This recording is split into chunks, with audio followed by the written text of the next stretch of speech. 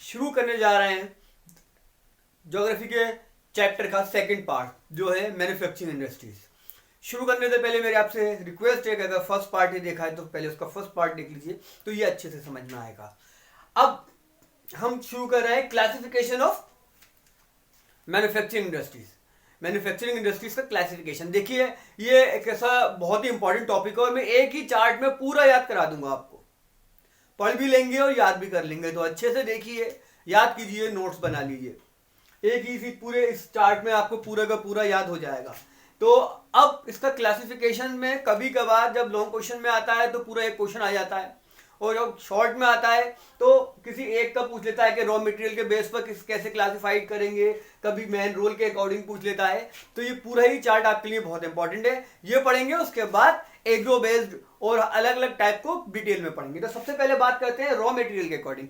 देखिए, कोई भी इंडस्ट्री जो है वो रॉ मटेरियल के अकॉर्डिंग दो तरह की मानी जाती है, एक तो एग्रो बेस्ड और एक मिनरल बेस्ड। अब ये नाम से जाहिर है, एग्रो एग्रो यानी एग्रीकल्चर प्रोडक्ट। तो एग्रीकल्चर प्रोडक्ट से बनने वाली कौन कौन सी इंडस्ट्री हो सकती हैं, क्या आपको ये रटने की जरूरत है? अपने दिमाग में सोचिए, खुद बना के लिख दीजिए। कॉटन है, वुलन है, सिल्क है, जूट है, कॉफी है, टी है ना। जितने दिमाग में आते जाए आप उसके एग्जाम्पल लिख सकते हैं जिसमें एग्रीकल्चर प्रोडक्ट यूज होते हैं। दूसरा मिनरल बेस्ड। अब मिनरल आप जानते हैं कि मिनरल कौन कौन से होते हैं, कौन कौन से मिनरल पे बनती है। मिनरल में आयरन स्टील आ जाएगा, कॉपर आ जाएगा, एल्युमिनियम आ जाएगा, ठीक है, मशीन टूल्स आ जाएंगे, पेट्रोकेमिकल्स आ जाएंगे। ये सब मिनरल बेस्ड के एग्जाम्पल हैं। तो टाइप 1 हो गया। दूसरा है मेन रोल, यानी उनका रोल क्या है, उस इंडस्ट्री का रोल क्या है। एक बेसिक इंडस्ट्री है। बेसिक इंडस्ट्री ऐसी इंडस्ट्री जो दूसरी इंडस्ट्री को लिए रॉ मटेरियल या दूसरे इंडस्ट्रीज के लिए प्रोडक्ट बनाए, खुद का डायरेक्ट कंज्यूम ना करें, वो कोई प्रोडक्ट तैयार करे और दूसरी इंडस्ट्री उसको यूज करे। देखिए, which those supply their product as raw material to manufacture other goods, किसी दूसरे गुड्स को बनाने के लिए वो रॉ मटेरियल यूज हो।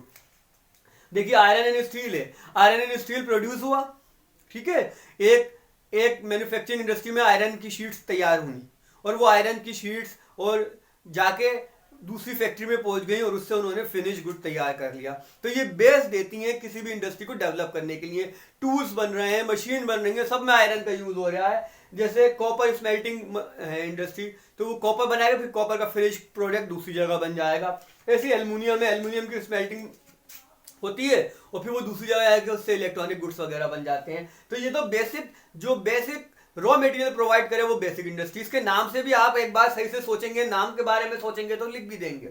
दूसरा है कंज्यूमर। देखिए, कंज्यूमर से नाम से ही पता चल रहा है ना, यानी जो कंज्यूम करे, यानी जिस इंडस्ट्री के प्रोडक्ट को हम डायरेक्ट कंज्यूम कर सकें, यानी कंज्यूम करने का मतलब सिर्फ खाना ही नहीं है, उनको यूज कर सकें, वो कंज्यूमर इंडस्ट्रीज कहलाती हैं। अब दिमाग में सोच लीजिए ऐसी कौन सी चीजें हो सकती है जिसको हम डायरेक्ट यूज कर सकते हैं। जैसे शुगर है, पेपर है, आएगा आपके इंडस्ट्री से, पेपर इंडस्ट्री से, और सीधा आप उसको यूज कर लोगे, है ना। टूथपेस्ट है, फैंस है, मशीन्स हैं बहुत सारी, जो जैसे आपकी स्विंग मशीन है, वो आती है, डायरेक्ट आप यूज कर लेते हो उसको। तो ये हो गया हमारा 2। तीसरा टाइप है कैपिटल इन्वेस्टमेंट, यानी पैसा उसमें कितना लगा हुआ है और किस किस का। तो एक स्मॉल स्केल होती है और लार्ज स्केल। तो देखिए, ये जो लिमिट है ना, इसकी टाइम टू टाइम चेंज होती रहती है कि कितनी लिमिट वाला। एट प्रेजेंट जो चल रहा है वो 1 करोड़ से नीचे इन्वेस्टमेंट वाली जो इंडस्ट्री होगी, जहां पर जिसका टोटल इन्वेस्टमेंट 1 करोड़ से कम होगा, तो वो स्मॉल स्केल कहलाएगी। और जिसका मिनिमम 1 करोड़ होगा, यानी मिनिमम 1 करोड़ हो और अपर लिमिट कुछ है ही नहीं, अपर लिमिट तो कुछ नहीं है, तो वो कहलाएगी लार्ज स्केल। तो 3 हो गए, raw material, main role, capital investment. चौथे पर आते हैं ऑनरशिप। अब ऑनरशिप में क्या है कि public sector, private sector, joint sector और कॉर्पोरेट सेक्टर, कोऑपरेटिव्स। तो सबसे पहले पब्लिक सेक्टर की बात करें तो नाम है पब्लिक, यानी गवर्नमेंट। तो ऐसी जिसको ऑन और ऑपरेट करे गवर्नमेंट, जिसकी ऑनर भी गवर्नमेंट हो और ऑपरेशन भी गवर्नमेंट करे, उसका ऑपरेट भी गवर्नमेंट करे। जैसे भेल है या सेल है ना, भारत हेवी इलेक्ट्रिकल लिमिटेड या steel authority of India limited, ये काय के एग्जाम्पल है गवर्नमेंट सेक्टर के, यानी पब्लिक सेक्टर के। दूसरी प्राइवेट। अब प्राइवेट के नाम से ही आपको पता है कि ये इसको ऑन भी करे और गवर्न भी करे इंडिविजुअल, किसी एक की कंपनी हो या ग्रुप ऑफ इंडिविजुअल की। अब इंडिविजुअल की तो बेसिकली नहीं होती, कहला जाती है वो इंडिविजुअल की है कि भैया इनकी है मुकेश अंबानी की कंपनी तो अकेले मुकेश अंबानी थोड़ी है, उसमें पूरे ग्रुप ऑफ इंडिविजुअल्स हैं। तो बहरहाल इंडिविजुअल है, ग्रुप ऑफ इंडिविजुअल की हो, उसमें आप अब प्राइवेट कंपनीज आप कितनी जानते हैं, आप कितने के नाम लिख सकते हैं? क्या किताब वाले ही लिखेंगे? अपनी मर्जी से जो जो प्राइवेट कंपनीज आपको दिखती हैं, वैसे किताब में आपकी एनसीईआरटी में टिस्को दे रखा है, रिलायंस दे रखा, रिलायंस मैंने लिख दिया, बजाज है, और बहुत सारी ऐसी प्राइवेट हैं।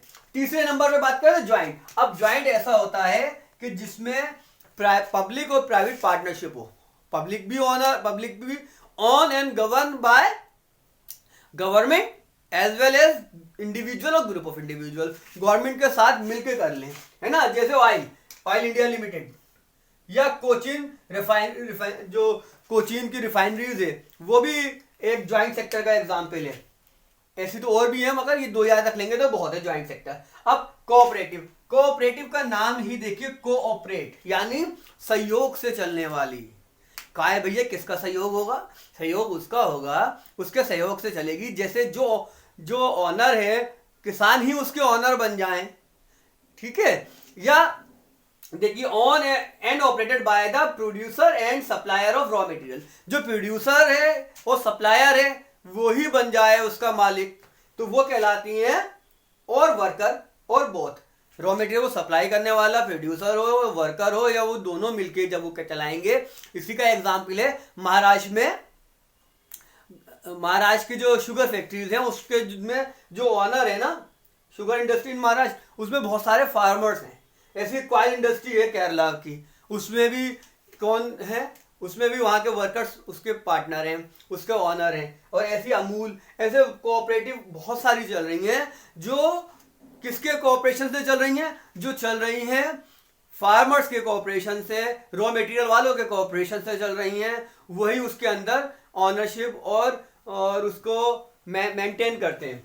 लास्ट जो है ना, वो है बल्क एंड वेट, यानी बल्क और वेट के हिसाब से। एक तो वो है हैवी और एक है लाइट। भैया हैवी बल्क यानी कौन कितना बल्क में कितना मटेरियल यूज कर रहा है, कितना प्रोड्यूस कर रहा है। तो देखिए, हैवी के नाम से ही पता है कि भैया जो हैवी मटेरियल को यूज करे और हैवी मटेरियल प्रोड्यूस करे वो हैवी कहलाती है। जैसे आयरन और स्टील है, iron steel heavy heavy material की, रॉ मटेरियल भी उसमें हैवी आएगा, और जो उसका प्रोडक्ट होगा वो भी हैवी होगा।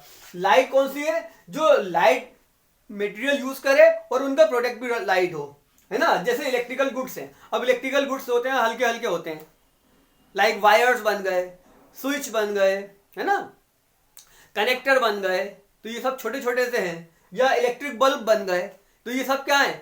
ये सब लाइट उसमें आते हैं। इसके अलावा नाइटिंग जो वो होती है निडल्स, आपके घर में इस्तेमाल होने वाली सुइयां, तो वो भी एक क्या नाम है, लाइट में। इसके अलावा पेंट ब्रशेस होते हैं, है ना, पेंटिंग के ब्रशेस, ये सब इसके हैं। तो जल्दी से क्विक रिवीजन, रॉ मटेरियल के बेस पर 2, मैन रोल के बेस पर 2, कैपिटल इन्वेस्टमेंट के बेस पर 2, और ऑनरशिप के बेस पर 4, और बाकी बल्क एंड वेट के बेस पर 2। तो ये आप इस चार्ट की आप स्क्रीनशॉट ले लीजिए, वीडियो रिपीट करके देखिए, आपको इसी चार्ट में ये पूरा याद हो जाएगा। अब 1 बाय 1 इंडस्ट्रीज को लेते हैं, जल्दी से स्क्रीनशॉट ले लीजिए। एग्रो बेस्ड इंडस्ट्रीज की, तो एग्रो बेस्ड नाम से ही पता है, जो एग्रीकल्चर प्रोडक्ट को यूज करे। फिर भी अगर हम आपसे इन जनरल पूछे जाए कौन कौन सी एग्रो बेस्ड होती है, तो बता देंगे ना। Cotton, jute, silk, woollen, textile, sugar, edible oils, ये सब क्या है? एग्रो बेस्ड है। क्यों है एग्रो बेस्ड? क्योंकि इसमें इनका जो बेस मटेरियल है वो एग्रीकल्चर से मिलता है, यानी रॉ मटेरियल जो है एग्रीकल्चर से मिलता है। अब हम इसको 2 हिस्सों में पढ़ेंगे, एक टेक्सटाइल इंडस्ट्री मेनली और एक शुगर। ये 2 बड़ी एग्रो बेस्ड इंडस्ट्रीज हैं। तो आपकी बुक में इन 2 का जिक्र है, तो हम पहले इन 2 का ही जिक्र करेंगे, टेक्सटाइल इंडस्ट्री का और शुगर इंडस्ट्री का। अब टेक्सटाइल मिल्स, आप जानते हैं टेक्सटाइल, है ना, किससे 2 तरह की होती है टेक्सटाइल, एक कॉटन की और एक जूट की। पर इनकी इन जनरल इंपॉर्टेंस दोनों की एक ही मानी जाती है। पहले हम इनकी इंपॉर्टेंस की बात करेंगे, फिर हम डिटेल में बात करेंगे। तो इंपॉर्टेंस क्या है कि भैया ये एम्प्लॉयमेंट जनरेट करती है ना। वैसे तो कोई भी इंडस्ट्री है जो एम्प्लॉयमेंट जनरेट करेगी, पर टेक्सटाइल एक बहुत लार्ज लेवल पर एम्प्लॉयमेंट जनरेट करती है और पॉवर्टी को कम करती है, पॉवर्टी को कम करने में हेल्प करती है, गरीबी को कम करने में। फॉरेन एक्सचेंज इससे बहुत आता है, एक्सपोर्ट्स के जरिए पैसा इसके फॉरेन एक्सचेंज आता है, काफी एक्सपोर्ट होता है हमारा टेक्सटाइल। जीडीपी में इसका अच्छा कंट्रीब्यूशन है, और ये ओनली इंडस्ट्री है विद सेल्फ रिलायंट, यानी ये किसी और पर डिपेंड नहीं करती, इसकी सारा मटेरियल खुद प्रोड्यूस करती है, यानी यान से लेकर और इसका जो रेडी प्रोडक्ट होता है वो तक सब पूरा हम अपने देश में ही बना लेते हैं।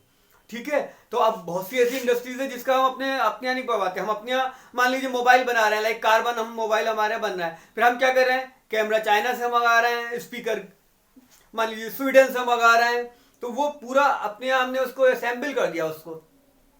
और बहुत सी चीज़ों में हम जो है, बहुत सी इंडस्ट्रीज में हम बाहर से डिपेंड करते हैं, बाहर से कभी टेक्नोलॉजी में हम बाहर पर डिपेंड होते हैं, तो कभी उसकी टूल्स के लिए हम बाहर से, कभी उसके हम रॉ मटेरियल के लिए बाहर से डिपेंड करते हैं। पर ये एक ओनली इंडस्ट्री है, इसमें हम पूरा सेल्फ डिपेंड हैं। किसमें? हम टेक्सटाइल में, ये ओवरऑल टेक्सटाइल की बात हो रही है, खाली कॉटन में। अब बात करते हैं शुगर।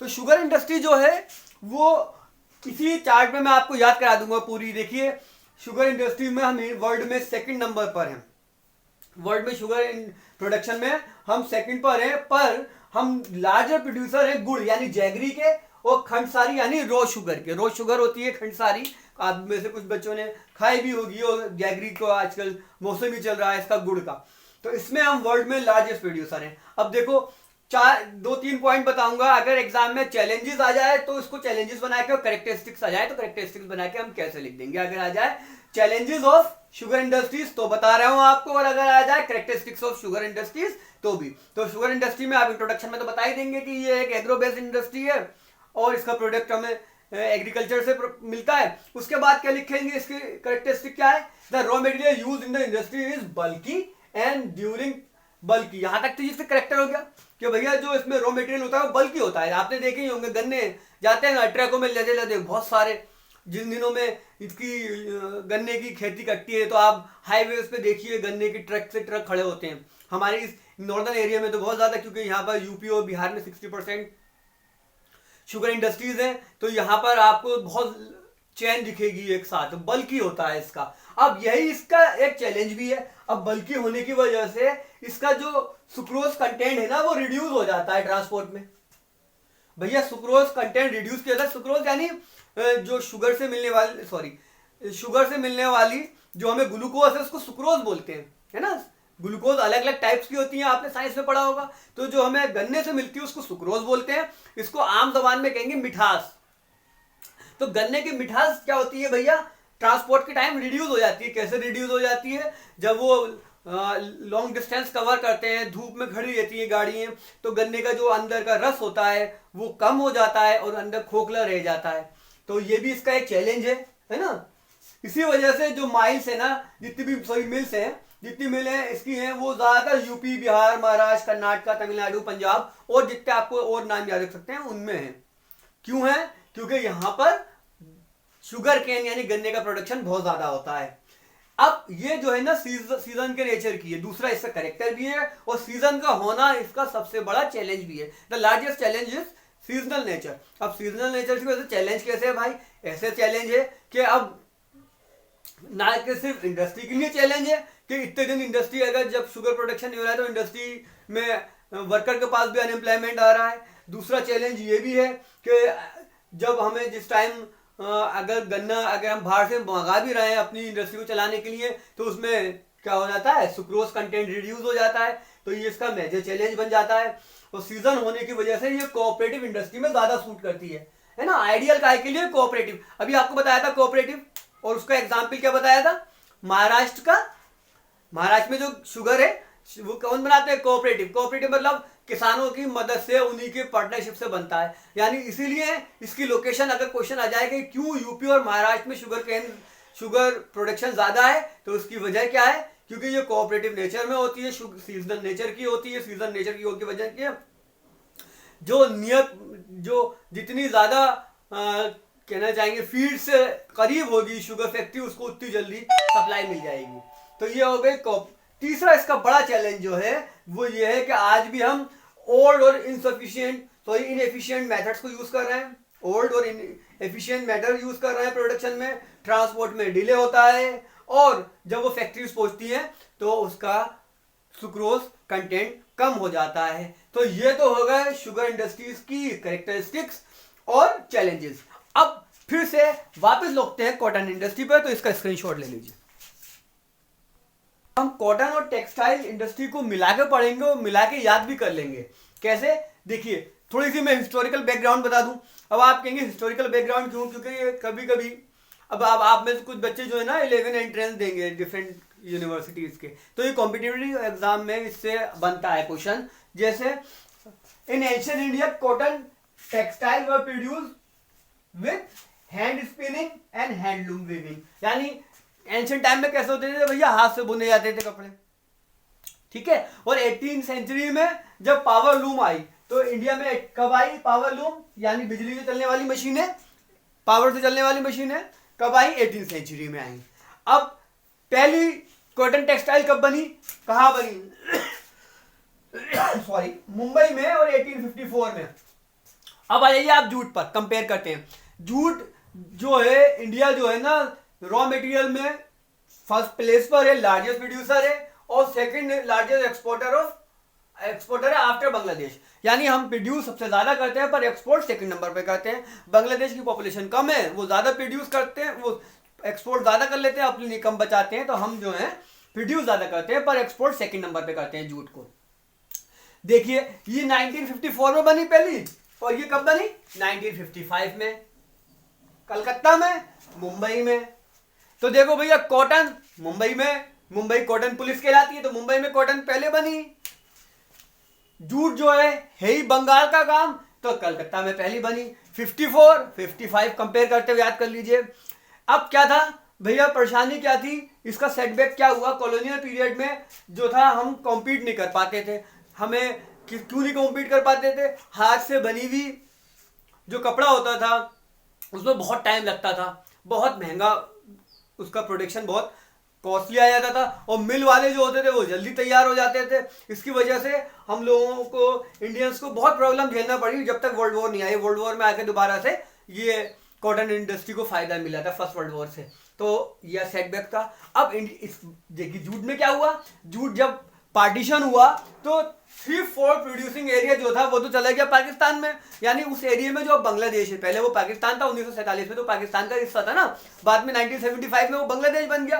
तो ये हमारे साथ परेशान, हमारा जो जूट का अदरवाइज वो एरिया हमारे पास होता तो हम आज वर्ल्ड में प्रोड्यूसर भी नंबर 1 होते और एक्सपोर्टर भी नंबर 1 होते। खैर ये बात तो अलग हुई। अब बात करते हैं लोकेशन की। तो भैया क्वेश्चन अगर आ जाए कि गुजरात और महाराष्ट्र में ही कॉटन इंडस्ट्रीज सबसे ज्यादा, कॉटन टेक्सटाइल सबसे ज्यादा क्यों है, वाई, रीजन पूछे भैया कि भैया महाराष्ट्र में और गुजरात में कॉटन टेक्सटाइल सबसे ज्यादा, और बांग्लादेश इसमें क्या आता है, हुगली बेसिन में सबसे ज्यादा क्यों है। देखिए मिलते मिलते क्वेश्चन है नहीं है। तो पहले बात करते हैं गुजरात में क्यों है कॉटन टेक्सटाइल। तो भैया गुजरात और महाराष्ट्र दोनों जगह ब्लैक सॉइल बहुत ज्यादा होती है, ठीक है। ब्लैक सॉइल को आप दूसरे किस नाम से जानते हैं, कॉटन सॉइल। अब कॉटन सॉइल ज्यादा होने की वजह से वहां रॉ मटेरियल, भाई कॉटन टेक्सटाइल के लिए रॉ मटेरियल क्या है, कपास है ना, वो कहां मिलेगा, ब्लैक सॉइल पर। कॉटन कहां मिलेगी, ब्लैक सॉइल पर, तो रॉ मटेरियल इजीली अवेलेबल होता है। अब यहां पर आते हैं भैया, कंपेयर करते हुए करिए, दोनों इंडस्ट्रीज आपको, दोनों टेक्सटाइल आपको एक साथ याद हो जाएंगी। अब यहां पर क्या है भैया, ideal condition for jute cultivation in Ganga delta. Ganga delta जो है हुगली बेसिन बंगाल का, वहां आइडियल कंडीशन है। यहां पर रॉ मटेरियल आइडियल है, यहाँ आइडियल कंडीशन है ना, जूट की आइडियल कंडीशन है, या कॉटन की आइडियल कंडीशन है, यहाँ जूट की आइडियल कंडीशन है। दूसरी चीज, जूट में ना वाटर सप्लाई बहुत चाहिए होता है, तो भैया वहां पर वाटर अवेलेबल है पूरे साल तक काम करने के लिए, ठीक। दूसरी बात मार्केट। अब गुजरात और महाराष्ट्र ये शुरू से ही इनकी पॉपुलेशन बहुत ज्यादा थी, आज भी ज्यादा है।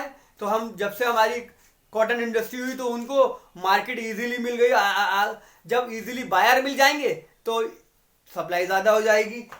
ये बात हम यहां भी लिख सकते हैं, क्योंकि ये बंगाल में जब जूट इंडस्ट्री बनी, जूट टेक्सटाइल बनी 1855 में, उस टाइम बंगाल बहुत बड़ा राज्य हुआ करता था। हिस्ट्री में आप लोगों ने पढ़ा ही होगा, बंगाल पार्टीशन से पहले बंगाल कितना बड़ा हुआ करता था। तो जब मार्केट, यहाँ पर भी मार्केट अच्छी बड़ी थी।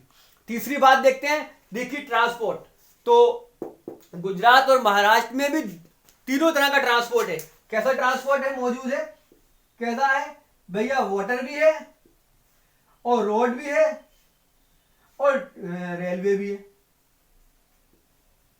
तीनों अवेलेबल है।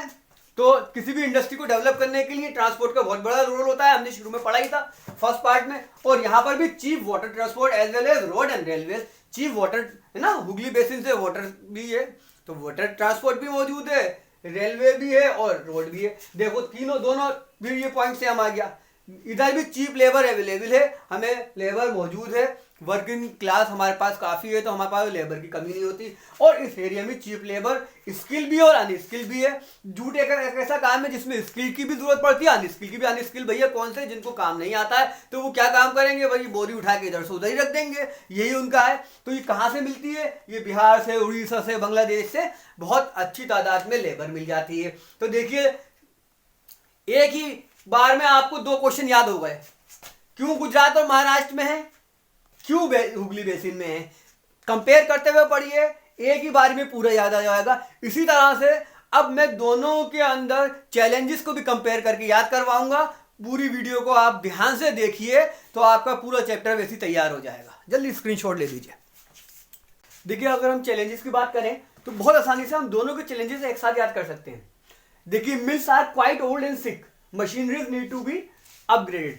तो हमारी जो मिल्स है, चाहे कॉटन है चाहे जूट मिल्स है, दोनों बहुत पुरानी हो चुकी हैं। आपने देखा कि कब से 1854-55 से लगती आ रही हैं। उनमें ऑल्दो उसमें अपग्रेडेशन होता रहता है, पर अभी भी उसमें अपग्रेडेशन की जरूरत है। एक टॉपिक आता है कि strong spinning but weak weaving sector. हमारी स्पिनिंग जो है वो तो बहुत स्ट्रॉन्ग है, पर हम वीविंग नहीं कर पाते। ये कॉटन के लिए है, आपको ये जूट में नहीं लिख सकते। तो क्यों है? क्योंकि हम क्या करते हैं, अपना जो अच्छा धागा बनाते हैं उसको तो एक्सपोर्ट कर देते हैं। वीविंग इतनी अच्छी नहीं हो पाती और बाहर से हम फिनिश्ड वो मंगा लेते हैं, फैब्रिक मंगवा लेते हैं। तो हमें स्पिनिंग वीविंग को भी स्ट्रॉन्ग करना पड़ेगा, उसके लिए मशीनरी को भी अपग्रेड करना पड़ेगा, जिसकी वजह से होगी। दूसरा पॉइंट करते हैं, हमें stiff competition international market from synthetic substitutes. तो इसके कॉटन के भी सिंथेटिक सब्स्टिट्यूट्स हैं और जूट के भी हैं, दोनों में सेम बात है, दोनों के सिंथेटिक सब्स्टिट्यूट मौजूद है।